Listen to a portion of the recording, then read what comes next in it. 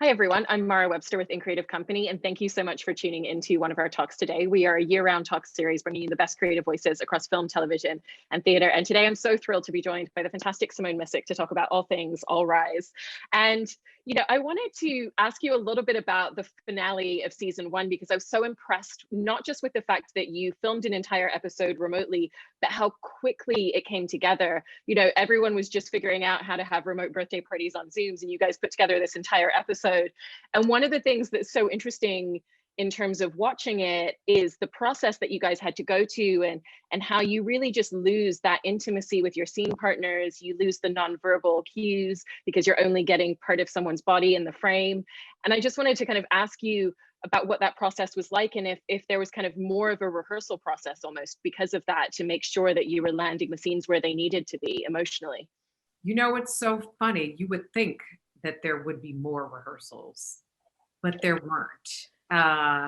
And what's interesting is the way that we are shooting currently season two, it feels so similar to that final episode. Like you said, Mhm. it's really, you're able to pick up on the nonverbal cues. You'll have a rehearsal, then you'll have a camera rehearsal, then you'll do blocking, then you'll shoot the scene and you'll shoot their coverage and then you shoot your coverage, and you've settled into something very, organic and magical, and hopefully you find things. And with the way that we did this, it was like the cameras are preset, their coverage is your coverage, and you go. And so there was so much imagination work that you were able to do as an actor.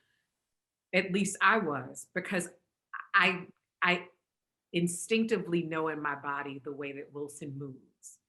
I know the way that, and it was a lot of imagining in a very strange way of like, okay, if we were, because we are in front of each other in my mind. And there were times where you are not looking directly at him, you're looking at the green dot on the screen. And or in my case, there were times in the courtroom scenes where you're looking at, I put up pieces of paper on the screen because the orientation of where they looked on the screen for the audience was different, the reverse of what it was for me. And so I had to tape images. And so it was just a lot of like imagination work and emotional recall. And you're listening intently and imagining that, okay, if he said it like that, his face probably looks like that, which means, and it was just it was a different muscle to use as an actor, that I had never experienced. But it feels to me similar to what actors do when they do green screen, when they're acting and there's like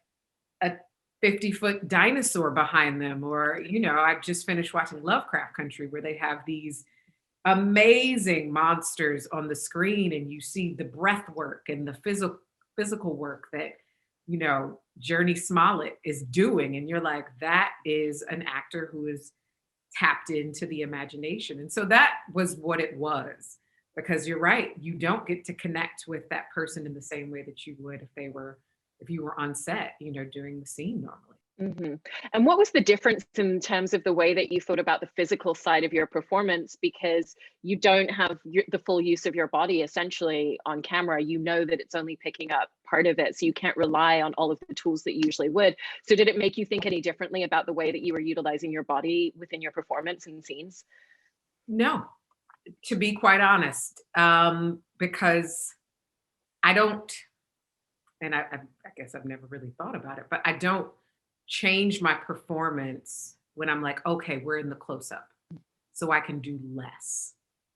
Because inevitably, and I've heard, I forget which famous actor said this, but it was like their coverage is your coverage, which has become is a constant, now in the post COVID filming, um, where if I decide that because it's my close up or because it's my coverage, I'm going to give you a different performance.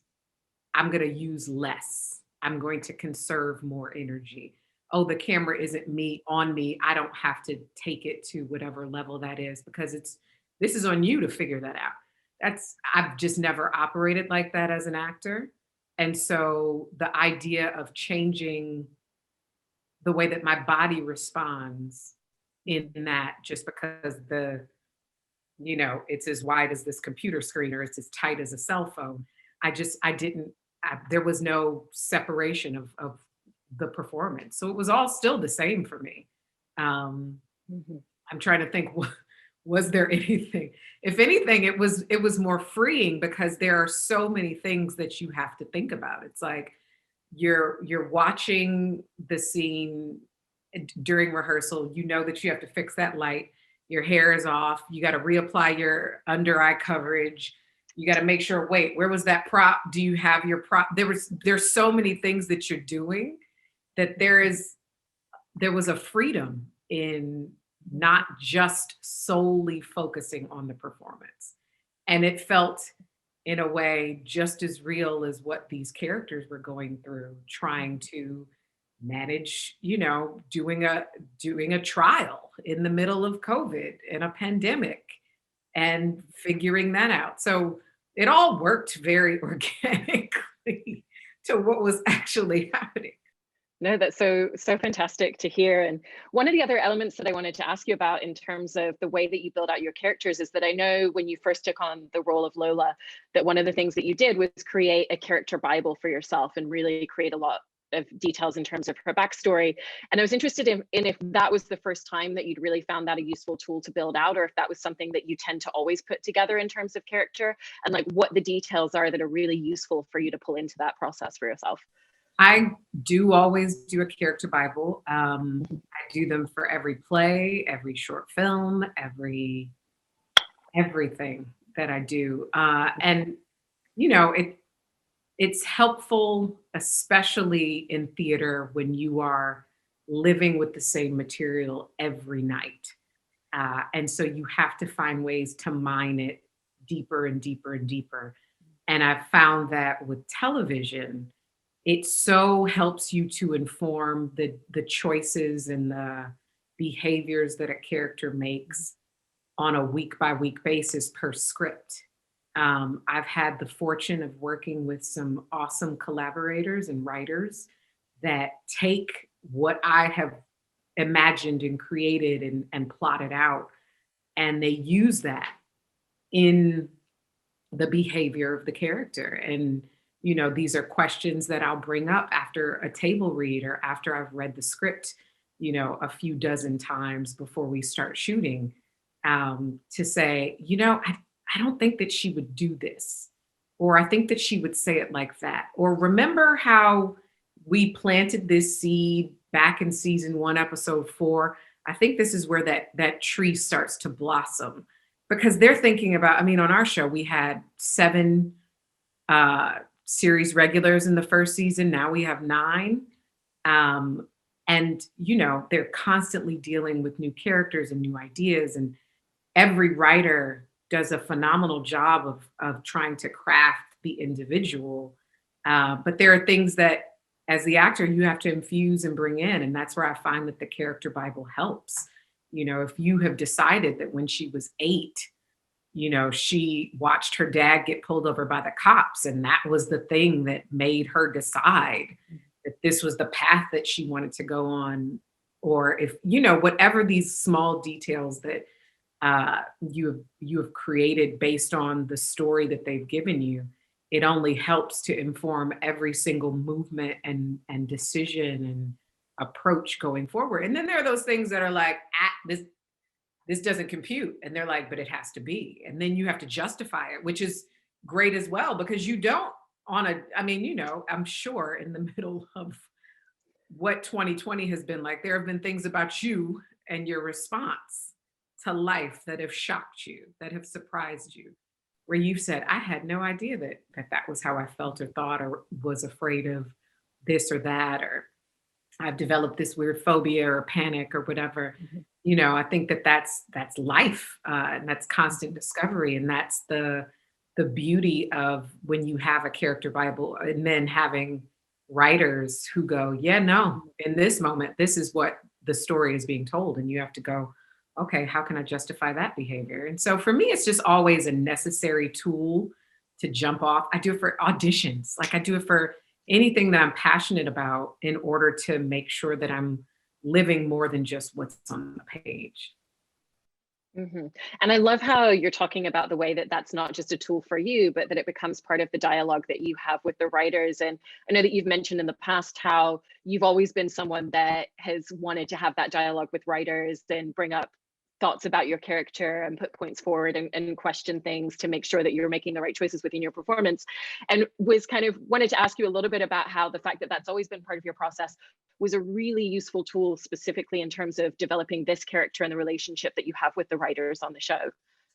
It was, and it is. Our showrunner, our co-showrunner, who was the show creator, Greg Spottiswoode, is very honest in knowing, listen, Mhm. I wanted to create this story. I wanted to make this story set in a city that I'm not from, with characters that don't look like me. So it wasn't just about hiring writers that could speak to that, but it was about hiring actors that I think could infuse some of those things into the process. And he's always saying, like, if you have a story about something in particular that you want to share, I'd be happy to use it. And I have found that my own decisions and understandings about who I think this woman is have definitely helped this process. Our writers this season are so amazing. We have three new Black female writers. Well, no, I take that back. So we have our showrunner Dee Harris Lawrence, who joined us last season, and Bree Belser, two writers, Black females, who joined us last season. And now this season, we have Kimberly Harrison, who is also another Black female writer, EP.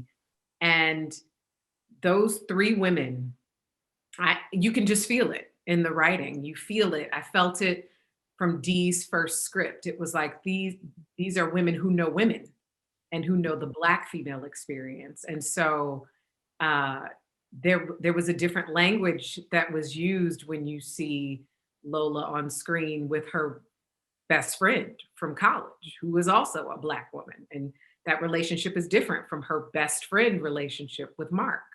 And so I found that they are just as willing and open to hear what it is that I have to say based on who I think she is. But at the same time, they bring things in where I'm like, and I didn't even have to think of that. Like, this is so great. Yeah, I love this. We're taking it there. That's great. It's wonderful.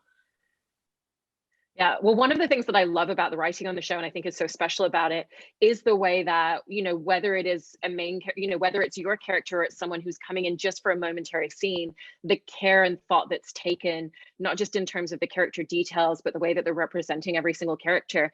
And I was intrigued in how that impacts your ability to be scene partners with so many of these actors when you're kind of coming together for this collaborative moment in kind of like a flash moment of a scene, but there's so much rich layering in their character and how that really opens up a lot of possibility for the way that you can interact with them as a performer.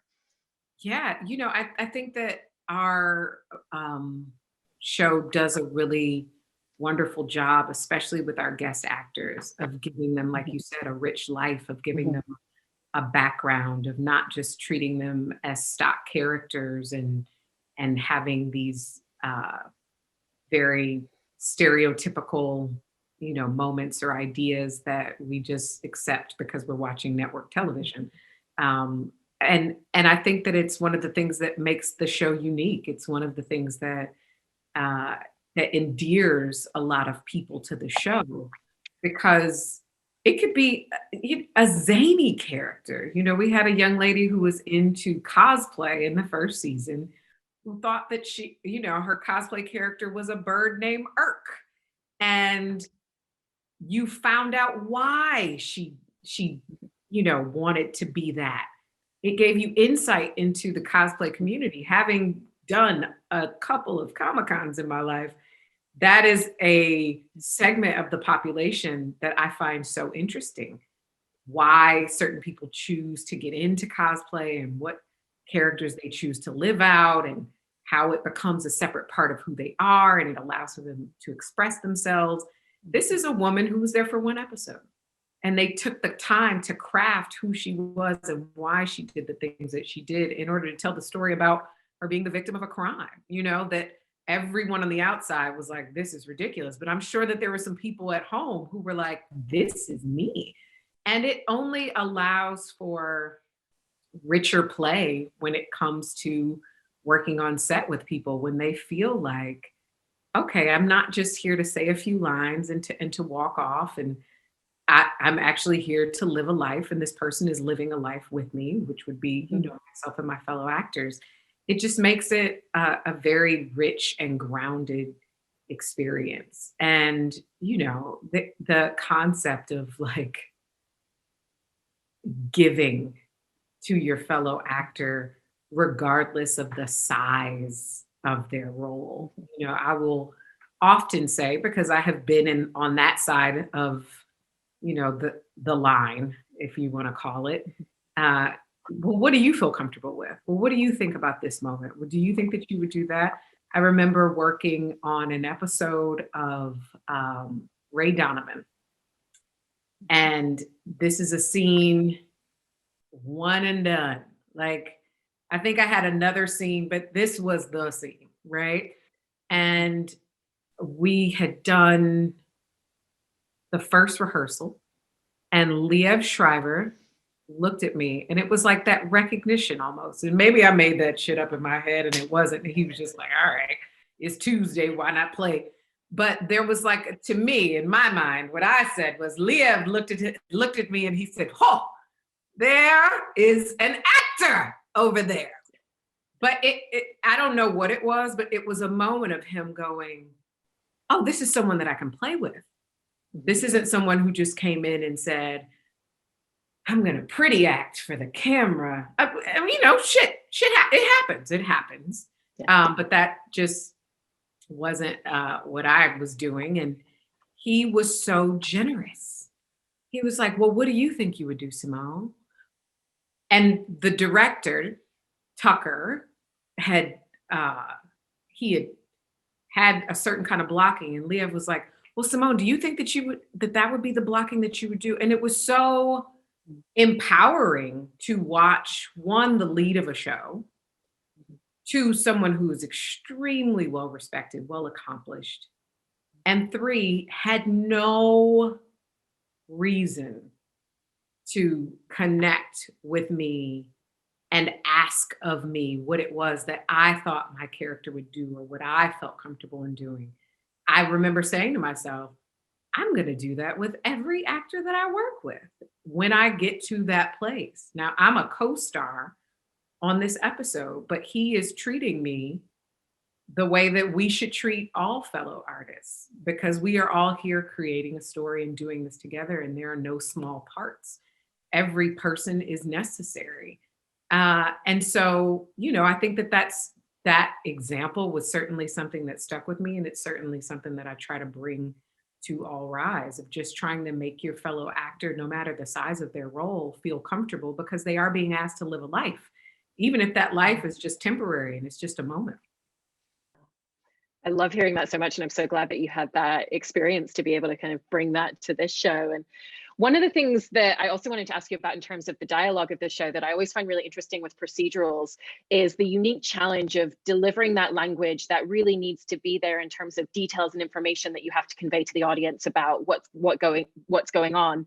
And, not every single line is about the character within that moment, but the way that you deliver it on the show, you always manage to still kind of convey things about her and who she is and what she's thinking and what her thought process is. So is there a difference in the way that you work with that sort of dialogue and that sort of text, because it's more information based, but you're still bringing forth character?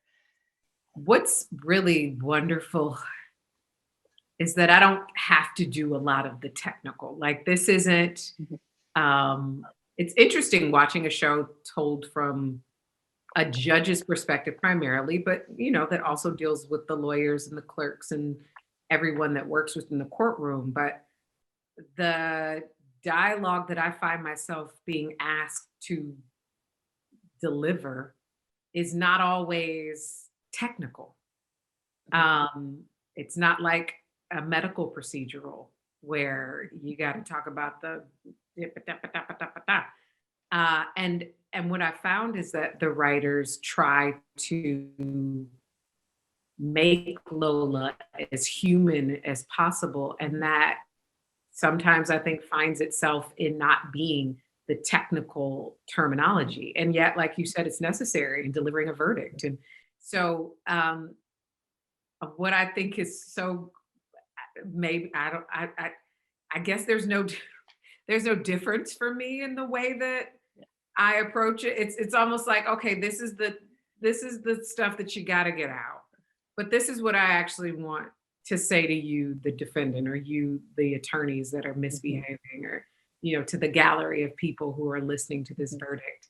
And that's the beauty of the show. And I got a lot of time before we started to watch different judges give down their verdicts, hand down their verdicts. And some of them are like, they're Shakespearean monologues almost.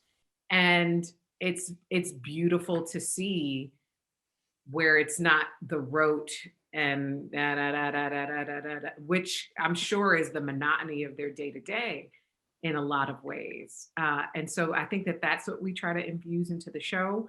But there is this feeling of like, let's get the technical stuff out of the way so we can get to the heart of it, the meat and potatoes of what it is that she's trying to say.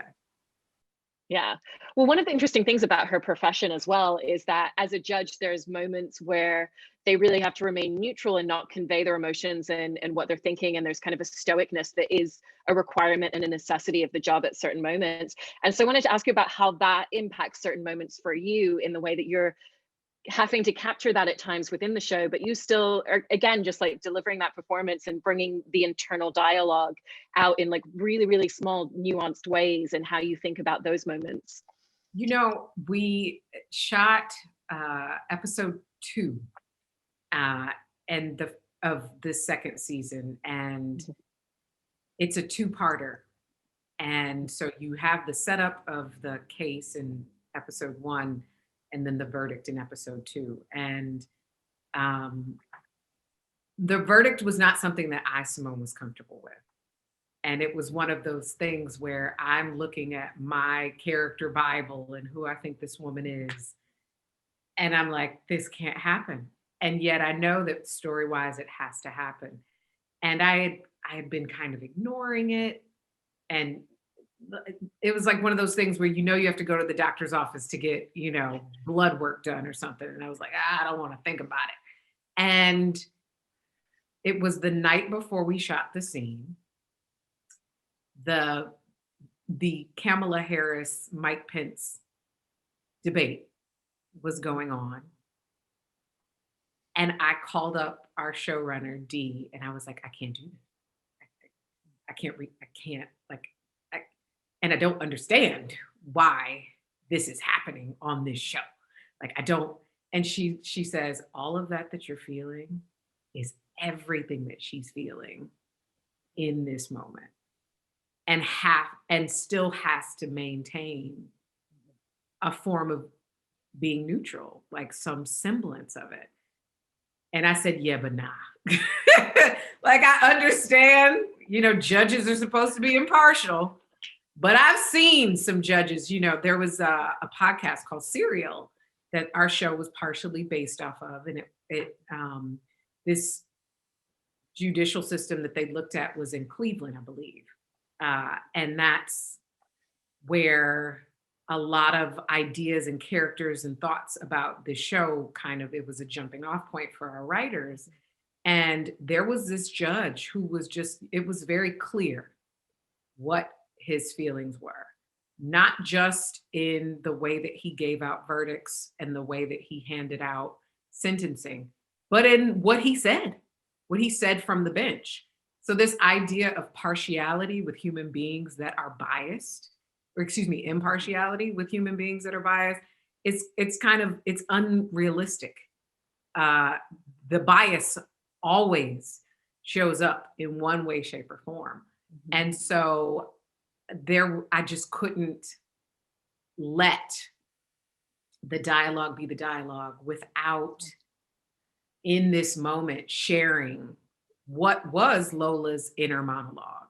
And so Dee and Kimberly Harrison, who were the writers of both the first and second episode, they got together and came up with some new language to use in the verdict, because I, as the actor, couldn't understand and make sense of this woman as the character in this height, because we're dealing with where we are. And in the show, we're dealing with Black Lives Matter. We're dealing with the protesters. We're dealing with the response to the George Floyd murder. We're dealing with all of these things.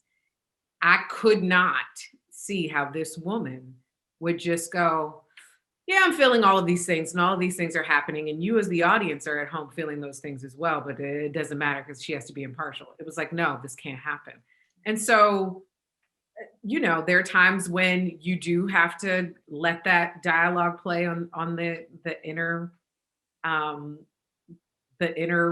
record of her mind, and the audience can figure whatever it is that they need to take from it. But then there was this particular time where I was like, no, that has to be an outward expression.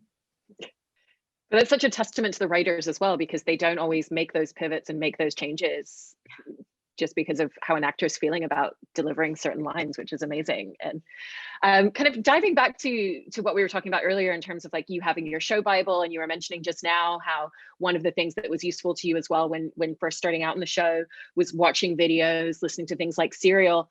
And I know that there's legal advisors working with the show as well and working with the writing team.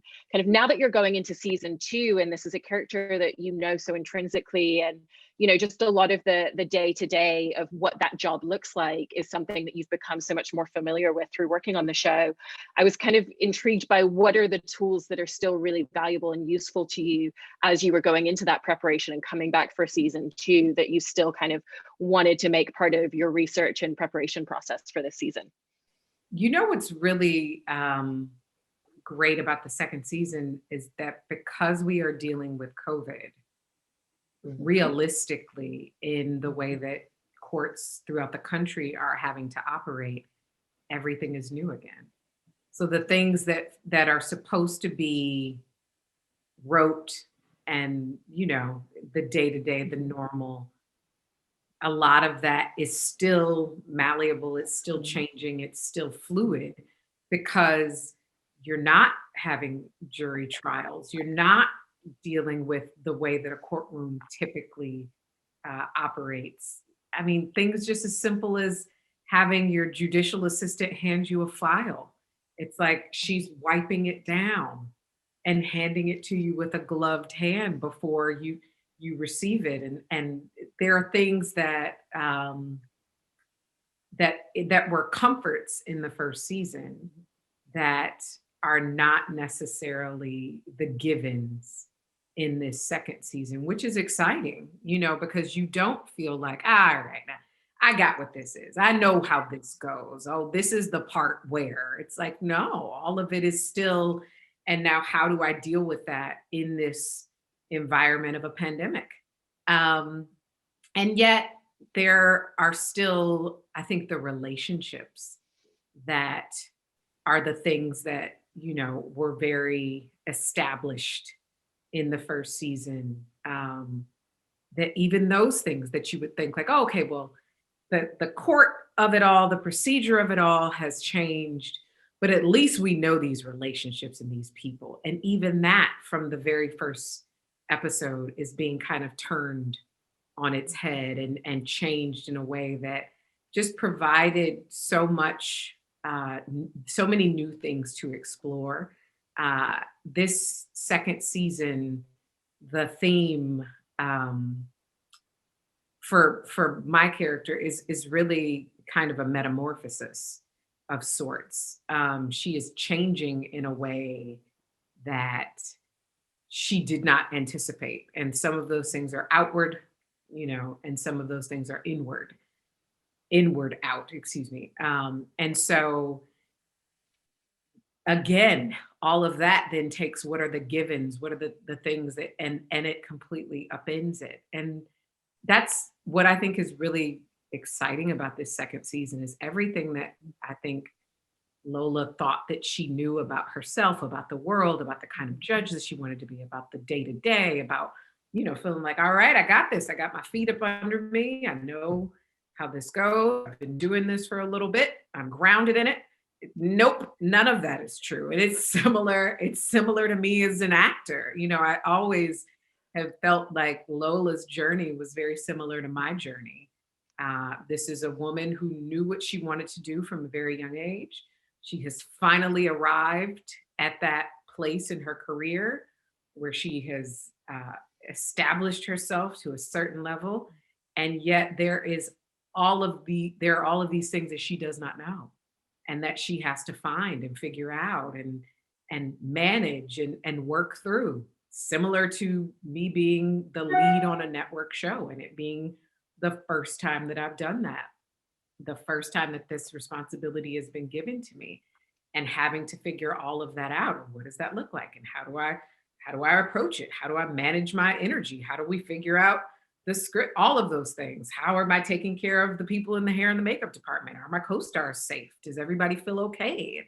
All of those things is similar to where I think Lola is. And then you drop COVID on it. You just smear the coronavirus and the pandemic just all over it.